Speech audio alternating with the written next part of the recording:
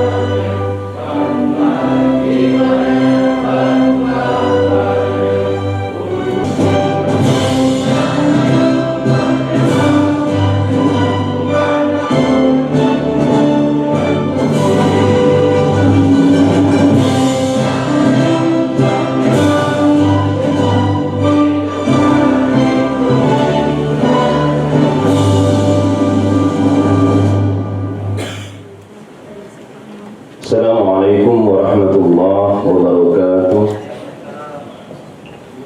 Yang kami hormati dan yang kami banggakan Bapak Kakanwil Kementerian Agama Provinsi Jambi, yang memang banyak sekali kegiatan beliau. Tapi ketika kami laporkan bahwa akan ada kegiatan penguatan moderasi beragama yang melibatkan KBIU atau tokoh-tokoh yang memiliki peran penting bagi sukses penyelenggaraan ibadah haji, maka pada hari ini beliau meluangkan waktu untuk menghadiri dan membuka acara ini. Yang saya hormati guru saya Bapak Dr. Andes Kiai Haji M. Arfahab. Beliau ini guru senior bagi keluarga besar Kanwil. Hadirnya beliau ini kan mengulang kembali memori beliau terakhir sebagai kabak tata usaha, ya Pak ya. Yang saya hormati para kiai yang tidak mungkin kami sebutkan satu persatu. Ada Kiai Amin dari Batanghari, ini Pak Kanwil yang banyak membantu kita di kabupaten untuk membina jamaah yang alhamdulillah Batanghari termasuk yang sangat rapi, aktif dalam seluruh proses pemberangkatan jamaah haji. Alhamdulillah hadir bersama kita. Para kiai, para ulama, para jamaah, para subkoordinator pada bidang PHU Kanwil Kementerian Agama Provinsi Jambi, hadirin sekalian yang berbahagia. Acara penguatan moderasi beragama ini merupakan program prioritas Kementerian Agama Republik Indonesia bagi berbagai kalangan dan profesi, termasuk bagi KBIU, bagi jamaah haji yang berinteraksi dengan dunia luar, dan tentunya akan menjadi sesuatu hal yang menarik. Oleh karena itu acara ini dilaksanakan pada hari ini, dan kami mencoba menghadirkan narasumber yang memang memiliki kompetensi luar biasa. Pertama Bapak Kakanwil, yang kedua Profesor Dr. As'ad Isma MPDI.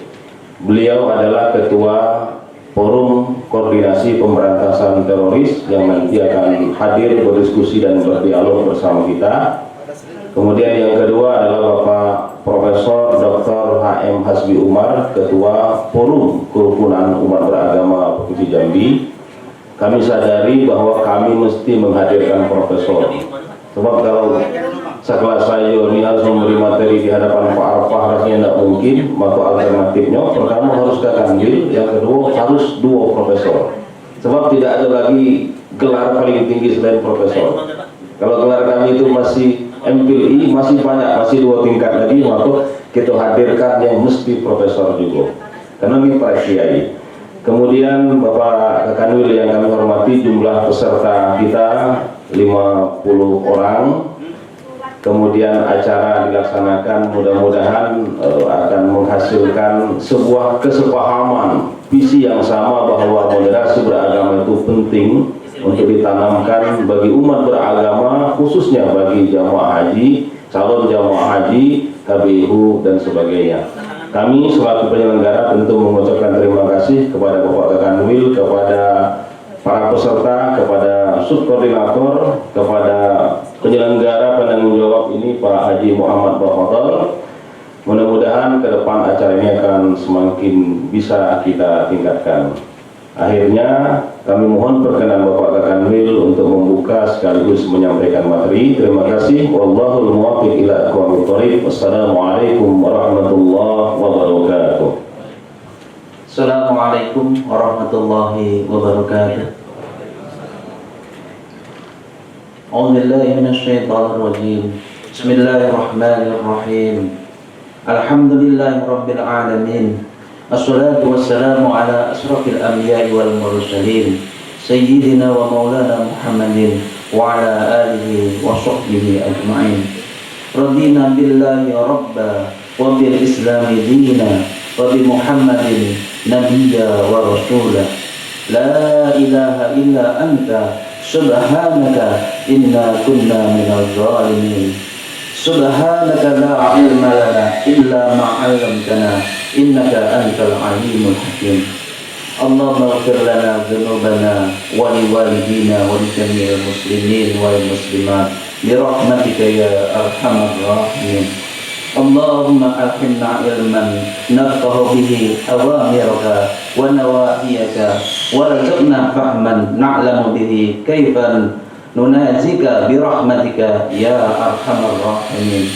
Allahumma inna na'udzubika min ilmin la yanfa' wa min qalbin la yakhsha wa min nasbin la tasba wa min da'watin la yustajaba lahu bi rahmatika ya arhamar rahimin. Allahumma ij'al jam'ana hadha jam'an marhuma wa tafarraqna min ba'dihi tafarruqan ma'suma.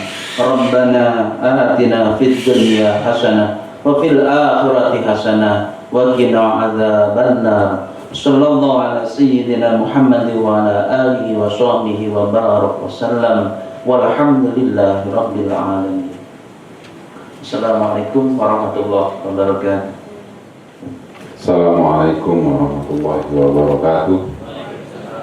Alhamdulillahi rabbil alamin wa bihi nasta'in wa ala umuri dunya waddin. Wassalatu wassalamu ala asrofil anbiya'i wal mursalin wa ala alihi wa sahbihi wa rasulillahi ajma'in. Amma ba'du.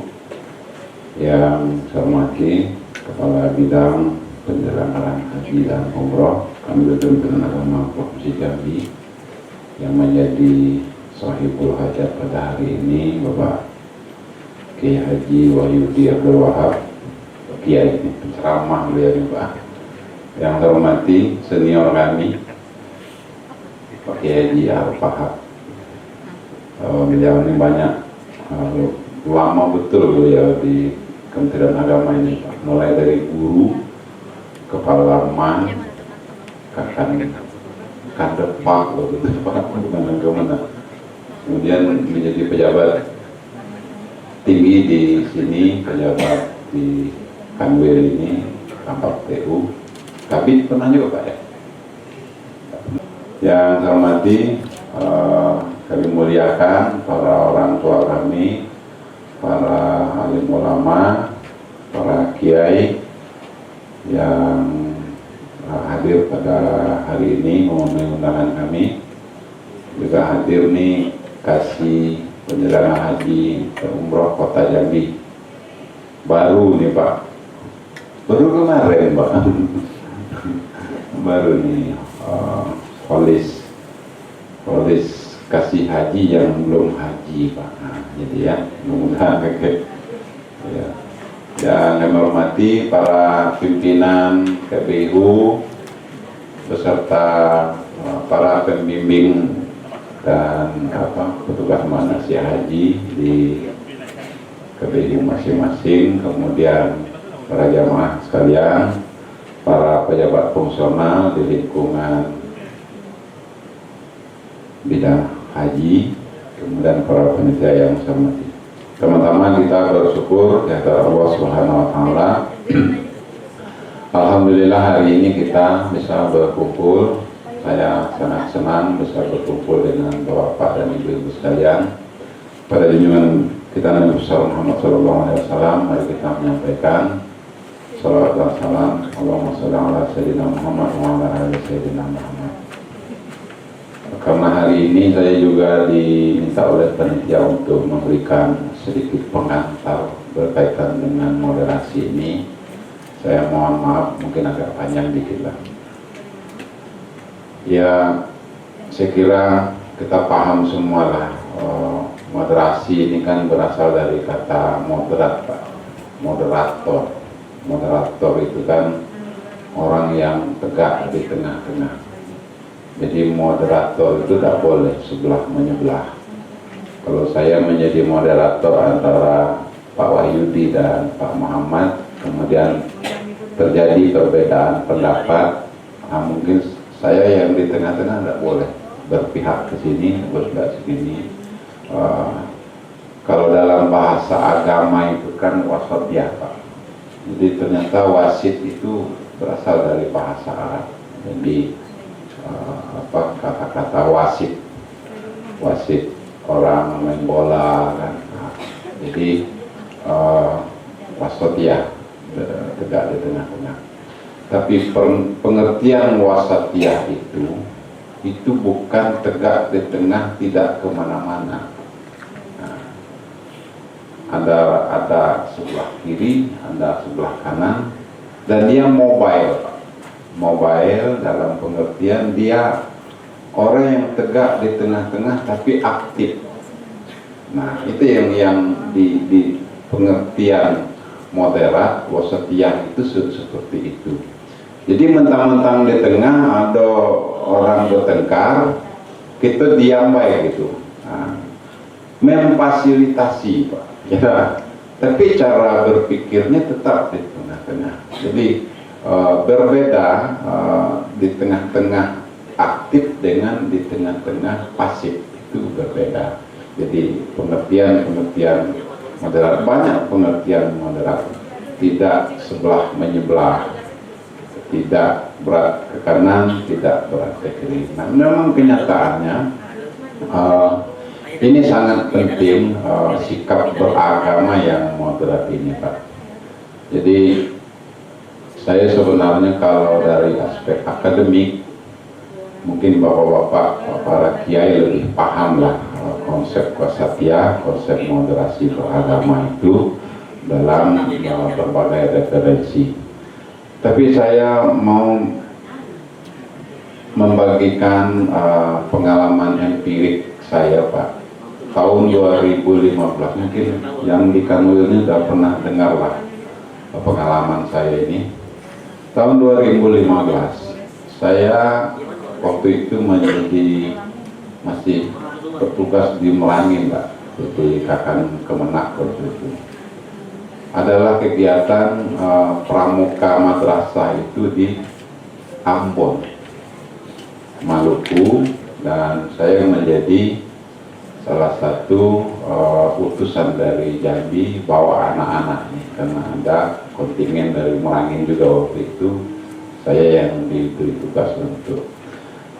Nah, saya itu nginap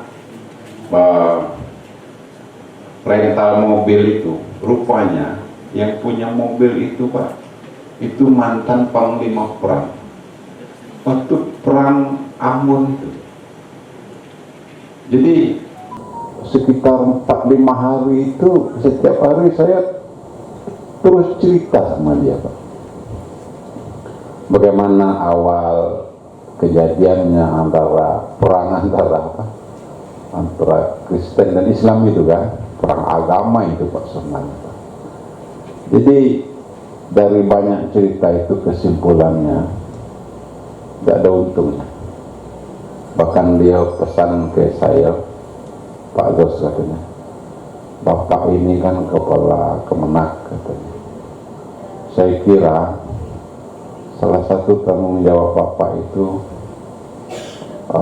menjaga keharmonisan umat beragama, Pak. Itu sangat penting, Pak.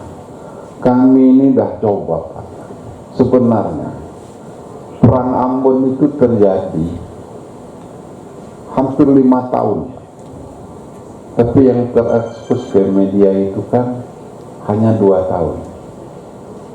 Dibukanya bajunya, Pak, rupanya punggung itu habis jahitan semua, mulai dari di bawah lehernya sampai dekat pantat ini, lah luka semua, Pak. Dan ada untungnya, Pak, saya selama 5 tahun kalau pakai celana, tidak pakai ikat pinggang, melorot celana saya itu, Pak. Mau ke kebun aja kita harus 20 orang, katanya. Akhir saya mau pulang, saya tanya, selama proses perang itu, Pak, Anda tidak Bapak lihat orang Islam berpindah agama ke Kristen, walaupun dia kalah misalnya di satu tempat misalnya, atau orang Kristen berpindah agama masuk Islam, walaupun dia nggak ada, Pak, malah masing-masing itu tambah keras, Pak. Nah, kita sekarang dengan enak dan banyak dari kejadian itu juga akhirnya mereka ada yang sebagian kecil itu mereka sadar dan bersahabat dengan persahabatan yang sangat kuat. Ternyata suasana damai itu Pak yang membuat kita bisa melaksanakan ibadah dengan tenang. Ya mana tenang lah. Takut-takut ada panah, ada peluru waktu nak sholat itu kan. Nah, jadi ini penting, dan ini sikap moderat ini salah satu cabangnya adalah saling memahami dan menghargai paham-paham orang lain.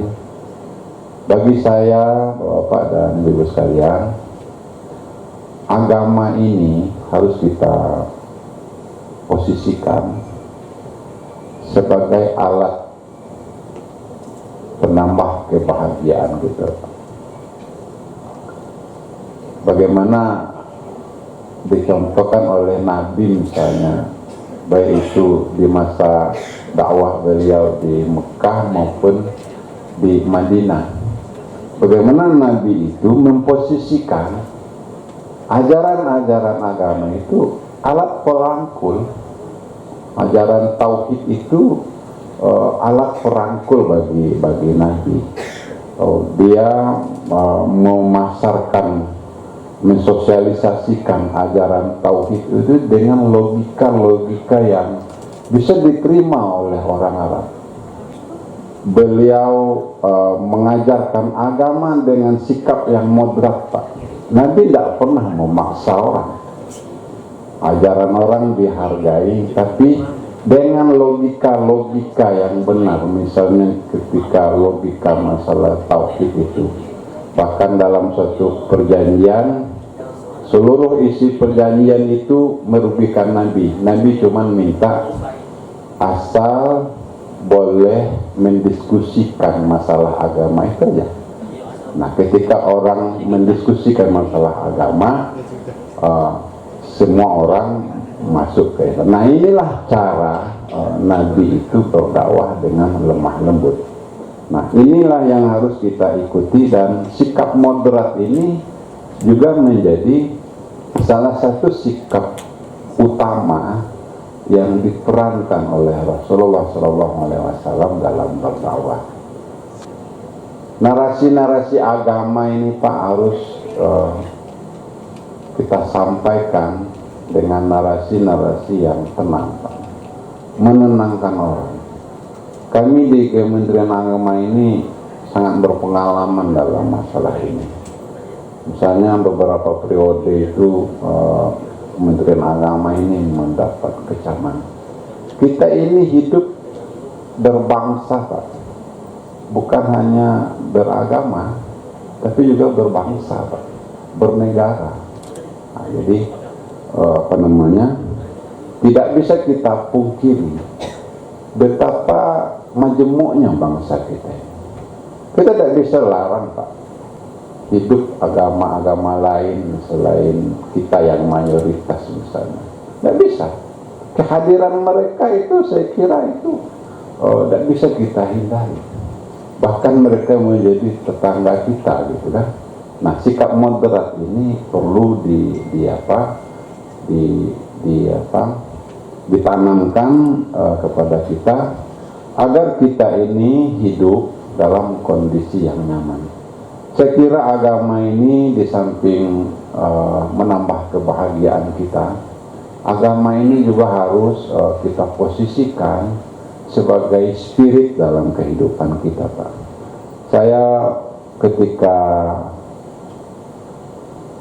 seleksi Kakanwil kemarin, terakhir saya ditanya, apa harapan Bapak ketika menjadi Kakanwil misalnya nanti, harapan Bapak terhadap kehidupan umat beragama di Provinsi Jambi. Saya sampaikan, harapan saya cuma satu yang paling utama, saya bilang. Saya ingin agama itu betul-betul menjadi spirit bagi masyarakat Jambi. Kemudian sikap kita bertetangga juga. Saya ya dengan agama lain tidak bisa lagi Pak, dialog itu apa namanya, bukannya tidak bisa apa, harus banyak memahami. Sudah dia percaya itu, kita percaya ini, kita perkuat perkuat ibadah kita, tauhid kita. Mungkin dia juga perkuat ibadah dan tauhid, dan karena semua agama itu melarang untuk mengganggu orang, kan gitu kan. Saya kira kalau kondisi ini kita apa ya, kita pertahankan di masyarakat, dan dimulai dari kita tokoh-tokoh agama memiliki pemahaman yang moderat seperti ini, saya kira negeri kita ini menjadi negeri yang aman, negeri yang tidak ada. Jadi pemerintah ini Pak, yang paling ditakutinya itu adalah ada gesekan yang dilatar belakangi oleh agama. Kalau polarisasi agama ini berlebih-lebihan, ini bisa mengganggu stabilitas negara ini. Negara ini terganggu, ekonomi kita bisa terganggu, kemudian kehidupan umat beragama itu sendiri terganggu. Orang tidak nyaman mau ke gereja, vihara. Kita yang muslim dulu tidak merasa nyaman mau ke masjid, mau berkumpul, mau pengajian. Nah ini penting, akhirnya semuanya bisa terganggu, ekonomi kita terganggu. Nah, saya ingin agama ini di samping kita menjadi pemeluk agama yang moderat, bisa memahami orang, anti kekerasan, memiliki komitmen kebangsaan yang seperti ini, dan kami di Kementerian Agama berusaha mensosialisasikan sikap-sikap moderat di dalam beragama. Makanya advokasi, kemudian pendidikan, sosialisasi dalam moderasi beragama ini memang intensif kami lakukan. Dan karena kami memahami betapa pentingnya menjaga kerukunan dan kedamaian yang dilatar belakangi oleh agama, sangat sensitif Pak. Kalau agama sudah disentuh-sentuh, maka dia akan merembet kepada masalah-masalah sosial lainnya, dan ini sangat berakibat negatif bagi kehidupan kita bernegara. Yang terakhir berkaitan dengan komitmen kebangsaan kita Pak. Saya kira Indonesia ini negara yang sangat menghormati kehidupan beragama. Bahkan Pancasila itu merupakan representasi gambaran dari ajaran agama di dalamnya. Itulah hebatnya ulama-ulama kita dulu. Mereka bisa mengintervensi ketika pembentukan awal dari negara. Ketuhanan yang Maha Esa, kemanusiaan, betul semuanya Pak. Jadi sekarang ada orang-orang yang ingin membenturkan antara konsep kenegaraan dengan konsep keagamaan. Di mana negara yang boleh tabligh akbar? Di luar rumah ibadah di mana? Saya nak nanya. Ini kan bapak-bapak ini sering umroh nih, sering ke Mesir, ke Palestina, ke Mekah, Madinah, Kairo. Ada tak nengok orang tabligh akbar di luar, orang ceramah di luar masjid, ada tak? Di Indonesia nih Pak, satu-satunya. Bapak coba nak buat tabligh akbar, undang Abdul Somad di lapangan apa di Kairo, tangkap polisi, ya potong kuping saya. Atau di jalanan lapangan kantor pos Mispalah tuh Pak, coba sekali-sekali Mas buat tabligh akbar itu musim haji. Nah besok pagi ada agak 50 orang masuk penjara Pak. Orang sana tangkapnya dulu, tanya belakangan. Kita di ribuan di lapangan Pak, malah polisi yang jago. Di mana? Masjid dibantu, jam DMI ngurusin masjid. Ini disentuh dikit, Apa hal Menteri Agama? Wala ngatur, bukan ngatur azan. Azan bisa diatur Pak. Mik jangan kencang amat ke telinga orang tuh. Jangan lama amat, 15 menit sebelum waktu sholat. Ada perdirjennya dulu Pak tahun 78. Saya safari Jumat di Bungu, saya jelaskan, Pak Kades ini wah bagus ini Pak. Pemerintah kok tak ada melarang.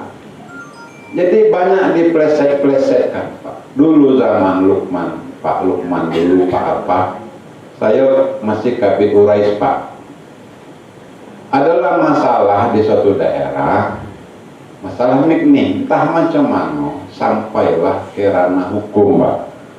Ditanya oleh wartawan, kata Pak Lukman, oh iya, memang masalah soal sistem rumah ibadah ini kita harus atur agar jangan sampai mengganggu masyarakat sekitarnya. Selayaknya pengeras suara di rumah ibadah itu membuat orang tertarik ke rumah ibadah. Betul lah kata dia kan.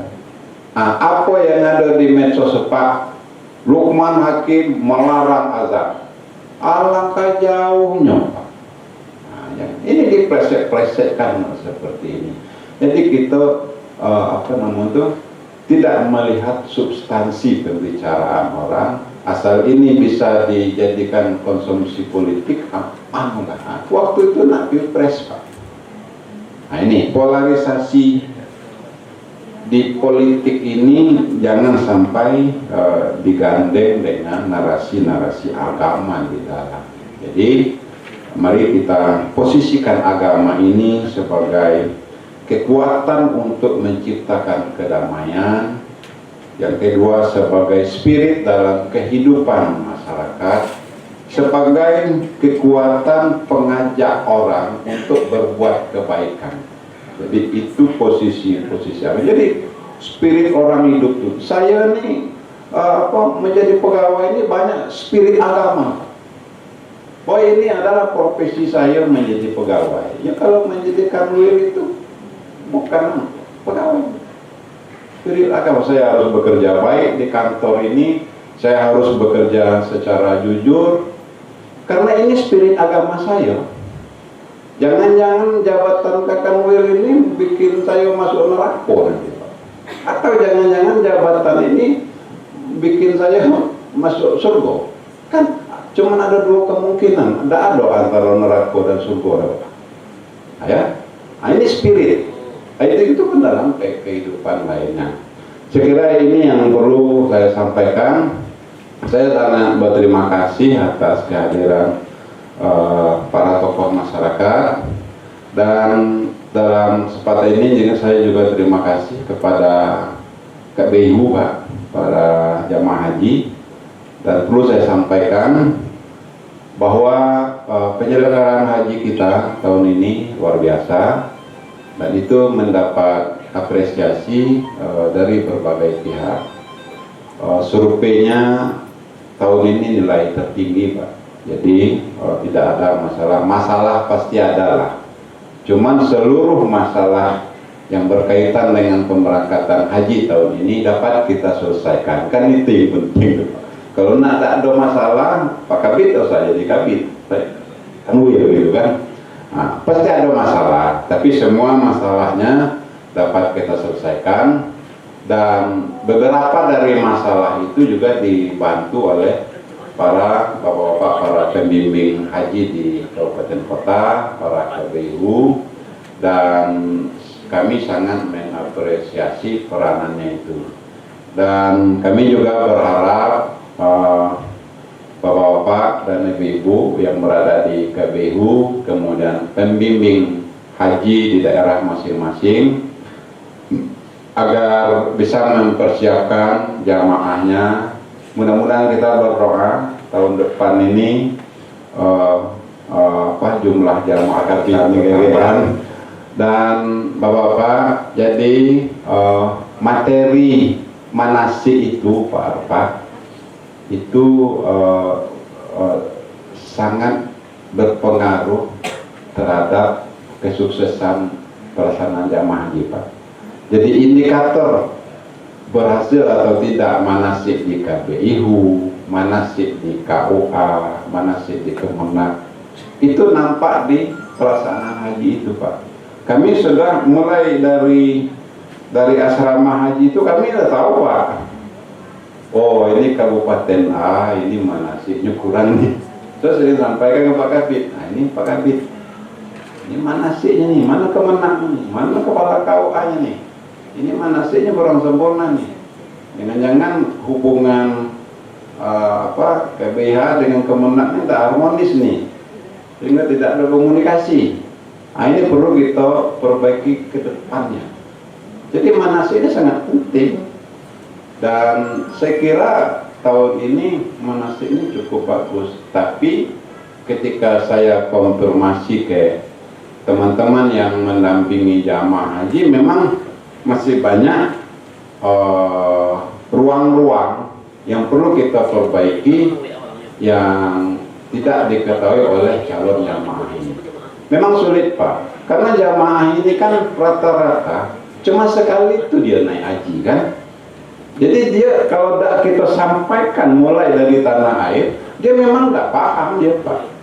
Kalau kita ini kan berulang-ulang naik haji, kita tahu, oh kalau macam ini kakek waktu di Jamarat harus seperti ini. Kalau jamaah kan dia tidak tahu. Baru sekali itulah nengok kota Mekah, nengok Masjidil Haram cuma sekali itu.